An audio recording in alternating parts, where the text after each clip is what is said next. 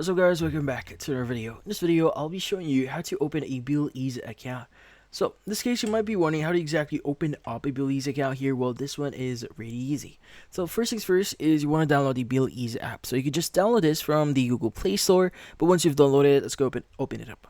Now from here, you should have two options. One's for signing in and one's for basically logging in or signing up. So since we want to create our account, let's go and choose the sign up option here.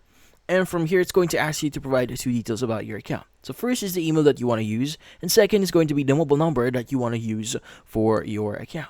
Now, once you provide all the details here, you also need to read the privacy policy and terms and conditions here. So you can go and just click on the appropriate link if you want to read that. So you could go ahead and do that. But once you've read all through that, you can go and click on I have read and consented to processing of my personal data. Now, in this case, once you've done that, I need to actually basically verify a few things about yourself, so that includes your mobile number. So in this case, you need to enter a 4-digit code that will be sent to your mobile number here. So go ahead and just enter that. And basically, once you've entered that, you should now have access to your account. Now, you also might need to create a PIN in order for you to secure your account, and also you need to use that every time you try logging in or accessing your Billease account.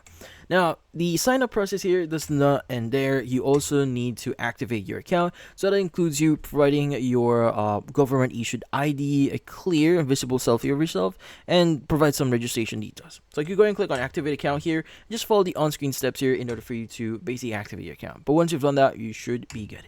And that's about it. So if you found this video helpful, don't forget to leave a like or maybe subscribe to our channel. Thank you for watching.